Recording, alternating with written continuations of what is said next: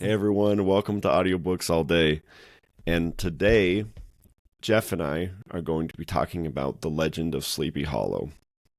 And we were talking about what book we wanted to review. And I said I wanted to review The Legend of Sleepy Hollow.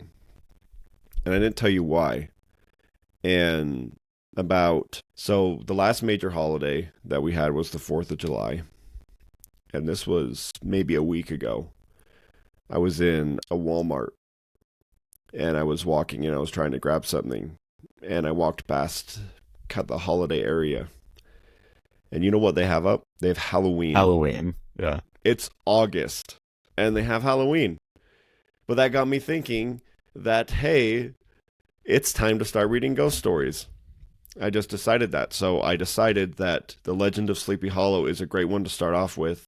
It's written in 1820 by Washington Irving, who is considered really one of the great early American novelists that kind of helped America take a step onto the literary stage, the worldwide literary stage, and not just be just local books. And he was one of the first authors who was American who started to get famous, and this is one of his more famous short stories. So the story is set in 1790, and the thing that struck me the most about this book, because this is the first time I'd ever listened to it, is how closely the old Disney animated thing captures this story. Well, at least from like the actual him running away from the headless horseman and the way he looks, because like Washington Irving wants to make sure that you know that his ears are huge, he's super skinny, and he has a huge nose. Um, and so like that was something that was like immediately struck me. And the thing that was so fascinating to me about this book is not just the fact that it was an hour, but that I was interested in it from the very beginning. Um, I guess it's just the way he writes or something, but it starts off by just explaining this little place in New York, this little Dutch settlement called Tarrytown, where people, they just want to tarry a little bit after church, and where things never change. And the guy is like, if I'd go back today, I'd still see the same families doing the same things, you know. And then there's that little glen called Sleepy Hollow. And so Ichabod Crane, he's a school teacher from Connecticut. He comes over to teach in school, and he's like, just to like go off of like the things that he writes and like the way that he writes. I love how he was saying that Connecticut is a great export of the mind or something like that. It's just like this is like really good. Also, Ichabod has kind of a rough life, so he has a little schoolhouse, but like he has to stay with all of his students' families a week at a time. So he's just kind of going with this little little sack of Like, clothes or whatever. yeah. And he has like a And couple shirts and a couple books, and that's like it. yeah, so he's just cruising around. And one of the other things is, so it starts talking about his life, and starts talking about the other people there. And there were two parts that I thought were really interesting. The first, and they all kind of revolve around Katrina, who's the love interest. And the first one was that she'd wear these dresses where she'd show off her beautiful feet and ankles, and I'm like, oh my gosh, times are so freaking different. Times Just are very different. The yeah, 1820s thought. right, just showing a little ankle, so weird. But when it talked about her dad, this is actually my favorite part. Well, of the first part of the book is when he's talking about his riches, and he said that his riches have made him satisfied but never prideful. I was like, ooh, that's really what you want out of riches. That's really what you want. You want it to help you to feel satisfied in life and accomplishment and everything, but never prideful. I was like, what a nice little slide he threw in there about how people should respond to wealth. Right. Outside of the riches, that is the thing you want most. One of the things that I thought was really interesting, I don't know why, but they use the word pedagogue a lot, which apparently is, I looked it up, it's essentially a word for a teacher, and they kept calling him a pedagogue, and I was like, that's a cool word. I'm going to use that today. And so sometime today, I'm going to use the word pedagogue and just kind of see what happens. Another thing I thought that was really interesting is there was no dialogue in the book. And if there was, I missed it because I noticed really soon in. So it's told from the perspective of a narrator. It's not told from the perspective of another character, but it is not an omniscient character. In fact, at one of the points, he calls himself a historian of the event. So it's essentially somebody writing about this event that they heard about, and they gathered their information from interviews or whatever. But there's no dialogue. There's no going into the character's mind. It's the third person, but it's not omniscient, which is a very, you don't really see that type of narration. And I thought that was so interesting.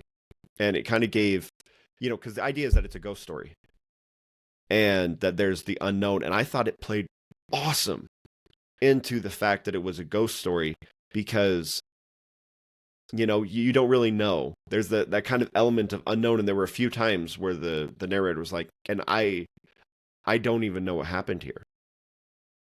Nobody knows. I just thought that was really cool. Yeah, no, I do think that's really cool too. And kind of to your point about the no dialogue, I can't remember if there was any dialogue in this part, but at one point in the story, there's a party over at Katrina. Oh man, what was her last name? It's like Van Tassel, Katrina Van Tassel, and they're over there, and Ichabod is kind of competing for the affections of Katrina with another guy, and his name though was so crazy that I did write it down.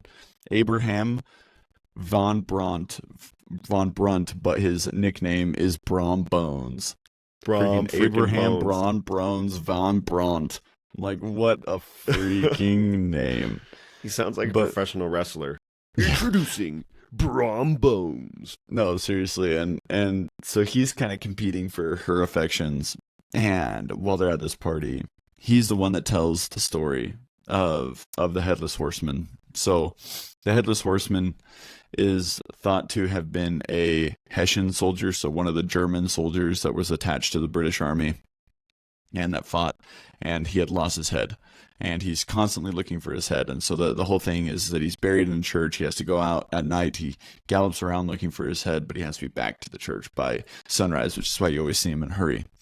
And so, he tells this story. And this, to me, I think that, if I was reading this in 1820, I know there's a lot of scary stuff that's written now, and people have gotten so good at writing. But I can imagine, because even in me, he is able to capture so perfectly how scary it is to probably ride a horse at night or to do anything at night. And I think about running at night, and about how every little sensible sound suddenly turns into a potential threat. And I think that just resonated with me so much because I was running up at a family reunion that we were doing just the other day. And I just stepped on this. I had been running this loop, and when you're running the loop, sometimes, you eventually stop looking around, seeing if anything's going to kill you. And I stepped on this metal thing, and it made a sound, even though I'd stepped on this metal thing like 10 times before in this loop. But I stepped on it, and it made a different sound. And my brain told me, oh my gosh, something is coming, But it wasn't like me. I didn't think that. It's just like my body reacted as if it was that way. And I felt like danger. I felt like this book, as it gets into, so, Ichabod, he proposes to Katrina, and she says no after this story. And so then he gets on this horse who's kind of like the worst horse in the whole world, Gunpowder, and he goes to ride home. Yeah, and this is the climax where, as he's riding home, the Headless Horseman chases him down. And the Headless Horseman, he doesn't have a head, but he carries this pumpkin, a carved pumpkin that he ends up throwing it at Ichabod. And, it's one of those things that, kind of like you were saying with the dark, and like the idea of running at night, or he's riding a horse, and he looks behind him and he sees another rider. So he changes directions and keeps riding, and the rider's still following him. So he speeds up, and the other rider speeds up. Then he slows down, and the other rider slows down. And just the idea of that slowly creeping up on you. I mean, that happens to me every time I climb the stairs at night.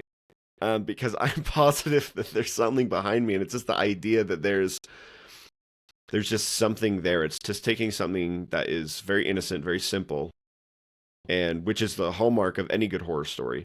Is that you take something that's very relatable and very simple, and you make it scary. Either that, or you take something that is so outlandish and put it into something simple. But the idea is that at the end of the day, you take something safe and normal, and you make it not that way. And that's scary.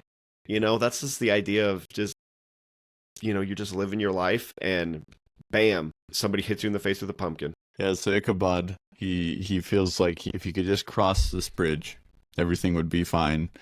And I don't know why, because in thinking back on the Disney short, he doesn't make it either. But for some reason, I thought that he made it across the bridge and then he threw the pumpkin at him. I don't know why I thought that. He does not do that. And so what happens? I think he does in the movie.